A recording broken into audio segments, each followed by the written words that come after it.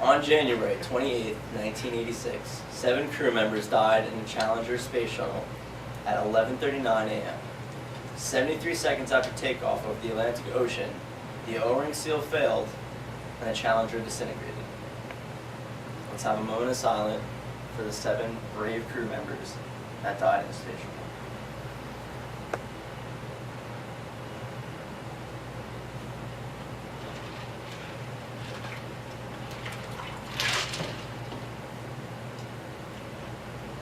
And here's a video of the space shuttle disintegrating.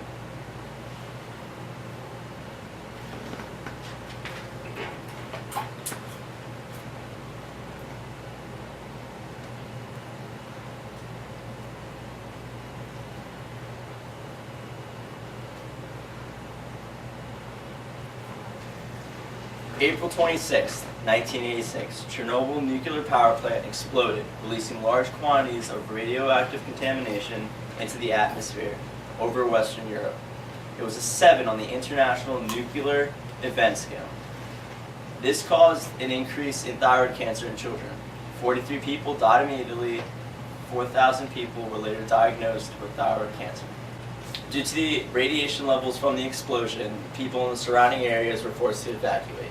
November 9, 1989, the East German government announced East Germans can visit the West Berlin and West Germany. Crowds of East Germans climbed across the wall and were joined by the Germans in celebration. This paved the way for German reunification. Citizens and the government helped to take down the wall. Thank you for watching, and this was a recap on the major events that happened in the 1980s. Good night. Channel 5 News.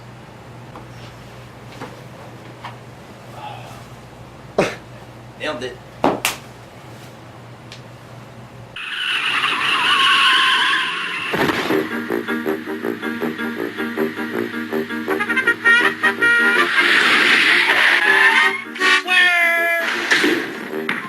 When you drive to Wendy's and order a single, you get more beef than the Whopper or the Big Mac.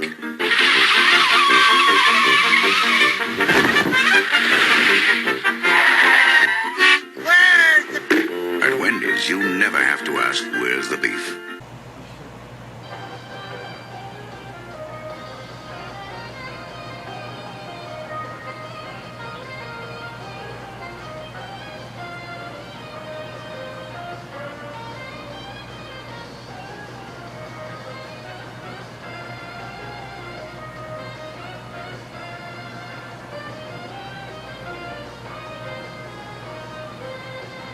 Hello, this is Nico, and this is the celebrity section of Entertainment Tonight.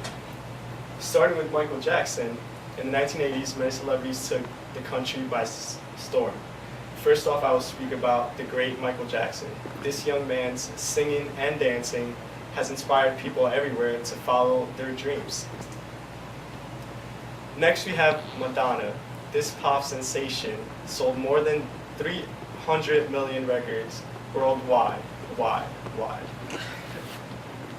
World's top-selling female record artist. The gorgeous Farrah Fawcett started in Charlie's Angels. She is also a multiple Golden Globe and Emmy nominee. She was beautiful. Up next we have Chuck Norris. Chuck Norris played Walker, Texas Ranger. He was known for his martial arts abilities, which he displayed in Walker, Texas Ranger for 8 years on CBS. It has been proven that when Chuck Norris jumps into a pool, doesn't get wet, the pool gets Chuck Norris. Welcome to the sports section of Entertainment Tonight. I am Ron Burgundy here with your sports updates. And in this decade, the U.S. boycotted the 1980 Olympics because of Russia's involvement in the Afghan war. And then the same thing happened in 1984 where Russia, for retaliation of the U.S. boycotting 1980 Olympics, Russia boycotted 1984 Olympics. In the NBA in the 1980s, Larry Bird and Magic Johnson were probably the 2 best players in the NBA. Magic Johnson was on the Lakers and Larry Bird was on the Celtics. Both of them were heated rivals that faced each other multiple times in the playoffs. They They both won multiple championships throughout the 80s. Also in the 80s, the San Francisco 49ers dominated football. They won 4 Super Bowls behind both Steve Young and Joe Montana. The NBA champions for the 1980s goes as follows. The Los Angeles Lakers won in 1980, Boston Celtics in 1981, Los Angeles Lakers in 1982, Philadelphia 76ers in 1983, Boston Celtics in 1984. In 1985, Los Angeles Lakers won, Boston Celtics in 86, Lakers again in 87 and 88, and Detroit Pistons in 89.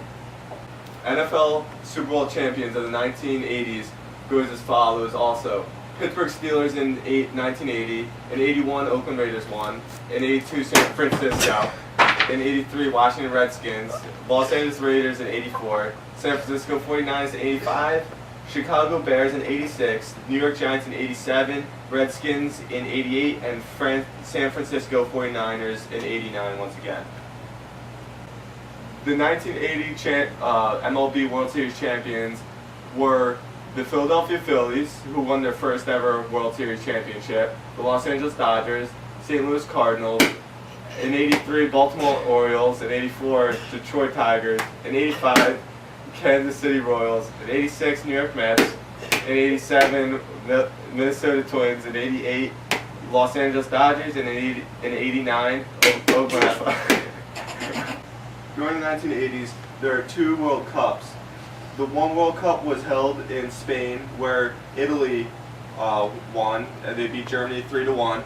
The next 4 years, in 1986, the host country for the World Cup was Mexico, where Argentina defeated Germany 3-2.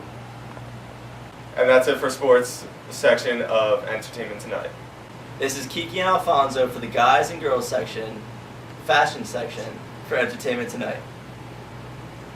For the women, you can see that they like to wear crop tops, neon colors, high heels with poofy hair, and mini skirts. With the leggings, they would wear ridiculous neon colors, prints, and with the leggings, they'd wear tight mini skirts. For the guys, the name brands that they would stick with would be Ralph Lauren and Calvin Klein. They like leather jackets,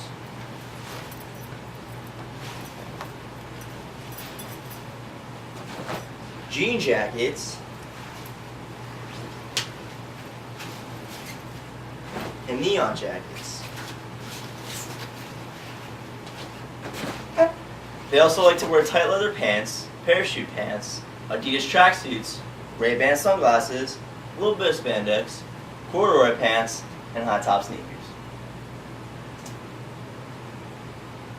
You can tell by the fashionable tracksuit pants that this man is wearing high-top sneakers, Ray-Ban sunglasses, and the colors. Hello, my name is Dale Doback, and this is the technology portion of Entertainment Tonight. First off, I'm going to talk about Pac-Man, which came out in 1980. It's basically the first arcade game that came out. Basically, you're this yellow ball that has a mouth, and you're just trying to collect all these little white balls. But beware of the ghost, because if you get eaten by them, you're screwed. And that's basically it for Pac-Man. It's a great arcade game. And next we're going to move on to the PC. The PC is the first personal computer. They came out with this idea in 1982. They wanted to get every single household to contain a PC. It's basically like every other computer, just smaller and can fit in your room and everybody can own one.